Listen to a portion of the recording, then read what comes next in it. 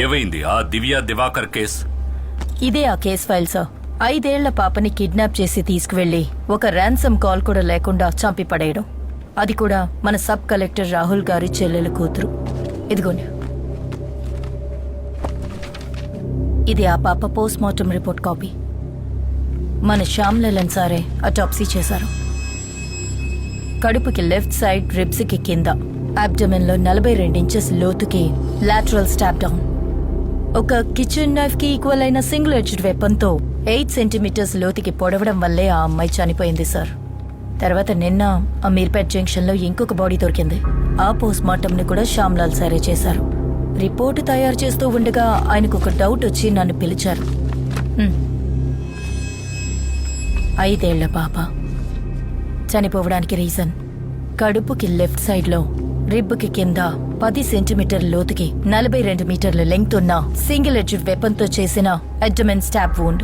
ఈ పిల్లల మధ్యలో అప్పర్ మిడిల్ క్లాస్ ఫ్యామిలీస్ లో ఉన్న 5 ఏళ్ల పిల్లలు తప్పితే ఇంకే కనెక్షన్ లేదు సార్. బట్ శ్యామ్లాల్ సార్ ఒక కన్క్లూజన్ కొచ్చారు. ఈ 2 మర్డర్స్ కి కారణం ఒకే వెపన్, ఒకే హంతకుడు. Yes sir, we might be looking at a very different kind of crime. Collector Rahul Nath involve అయిన కేసు ఇది. ఒక డౌట్ మీద ఎలాంటి ఇన్వెస్టిగేషన్ ఓపెన్ చేస్తే నో, నువ్వు కావాలంటే దీన్ని కంటిన్యూ చేయొచ్చు, బట్ కీప్ ఇట్ క్వైట్. ఎట్టి పరిస్థితుల్లోనూ మనం ఎలాంటి యాంగిల్లో వెతుకుతున్నామని మీడియాకి లీక్ అవ్వకూడదు. Sure sir, I can try to keep it quiet.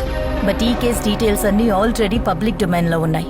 ఇక మనం చేసిన ఈ ఇన్వెస్టిగేషన్ ని రిపోర్టర్స్ ఈజీగా పసిగట్టేస్తారు. అలా జరిగితే అన్ని ఛానల్స్ లో ప్రైమ్ టైమ్ హెడ్లైన్స్ లో ఇదే ఉంటుంది, మన సిటీలో ఒక సీరియల్ కిల్లింగ్ జరుగుతుందని.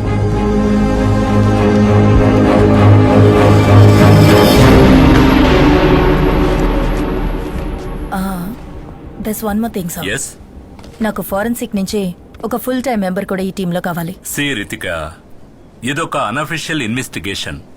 ఎఫ్ఎస్ఎల్ లో ఉన్న 8 మంది ఫోరెన్సిక్ నిపుణులతోనే ఈ జిల్లాలో అన్ని కేసుల్ని మేనేజ్ చేస్తున్నాం. నన్ను అడిగితే ఈ కేసులో ఒక వ్యక్తిని మాత్రమే నేను అసైన్ చేయగలుగుతాను. కానీ నీకు ఆ పేరు ఇష్టం లేకపోవచ్చు రితిక. మన మెడికో లీగల్ అడ్వైజర్ శామ్యుయల్ జానే ఆ పేరు.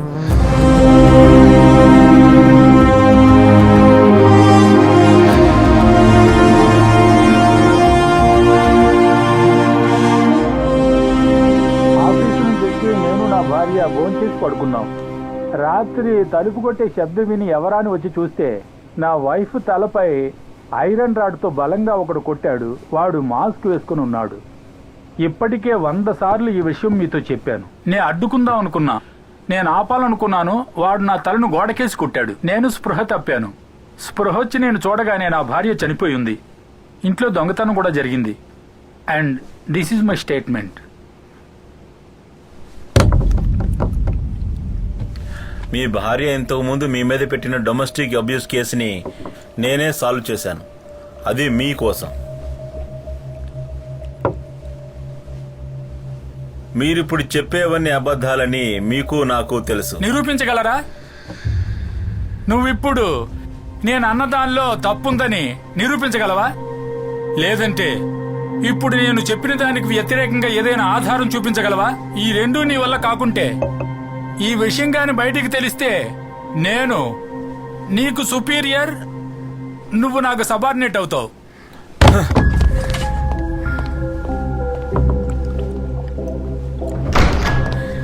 వీడికి ప్రూఫ్ కావాలంట. ఏమైందయ్యా? వాడే సార్, నాకు ఖచ్చితంగా తెలుసు. ఏ డాక్టర్ అయినా వాడి తలకు తగిలిన దెబ్బను చూసి వాడంతటా వాడే చేసుకున్నాడా లేక ఎవరైనా కొట్టారా నేను ఖచ్చితంగా చెప్పగలరా? లైట్ డిటెక్టర్ టెస్ట్ తప్పకుండా జరగాలి సార్. అతను బైపాస్ సర్జరీ చేయించుకుని పేస్ మేకర్ పెట్టించుకున్న హార్ట్ పేషెంట్ అయ్యా. మన లైట్ ఎడిటింగ్ అప్లికేషన్ ఇస్తే దానికి పాల్గొనడానికి ఫిజికలీ అన్ఫిట్ అని ఒక డాక్టర్ సర్టిఫికేట్ తీసుకుని కోర్టులో ఇచ్చేస్తాడు. అంతే. దానికి ఎలాంటి అవసరం ఉండదనుకుంటాను. హాయ్ శ్యామ్, ఈరోజు నువ్వు డ్యూటీకి వెళ్ళలేదా? బాగా బోర్ కొడుతోంది, అందుకే ఒక పాత ఫైల్ తీసి చదివాను. ఇప్పుడే వస్తాను.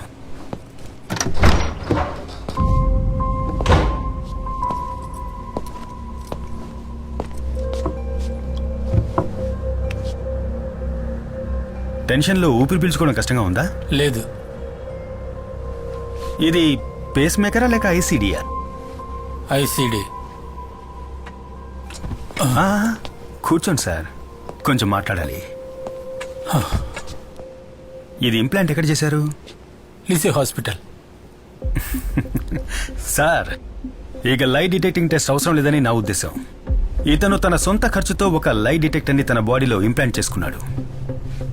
దాంతో సార్ హార్ట్ బీట్ కాన్స్టెంట్ గా పేస్ మేకర్లో రికార్డ్ అవుతుంది. మర్డర్ జరిగే టైంలో సార్ హార్ట్ బీట్ అన్కాన్షియస్ గా ఉన్న ఆ వ్యక్తిదా, లేక ఒక కోల్డ్ బ్లడెడ్ క్రిమినల్ క్రైమ్ చేస్తున్నప్పుడు స్పీడ్ గా మూవ్ అయిన దాందా అనేది మనం చెక్ చేయాలి.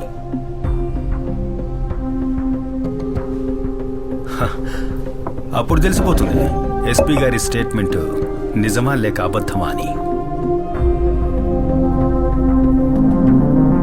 వాటర్ తాగండి.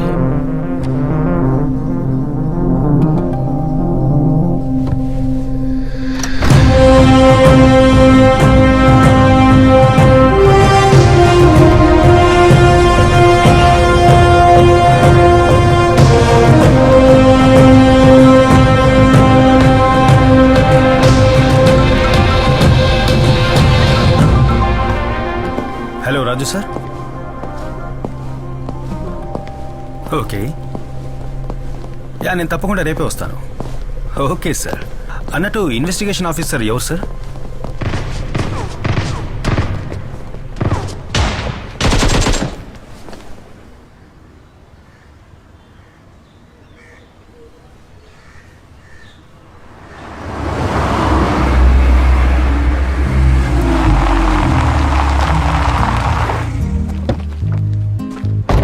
ఎవరి దగ్గరైనా ఏఆర్ గన్ ఉందా రే? ఒకప్పుడు నీ దగ్గర కూడా ఏఆర్ గన్ ఉండేది కదరా.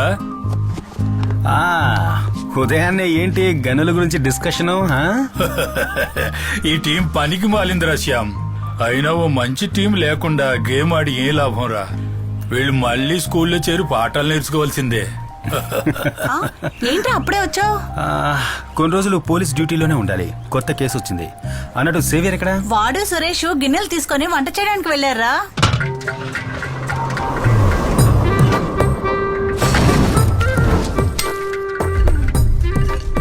ఈ ఎపిసోడ్ లో మీరు చూస్తున్నది ఒక కొత్త ప్రిపరేషన్.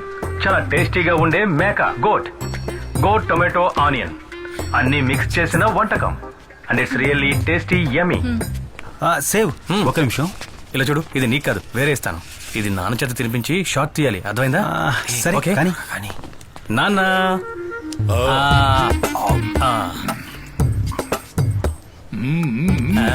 సేవియర్, రే కాస్త ఆగరా, నీకు ఇస్తాను.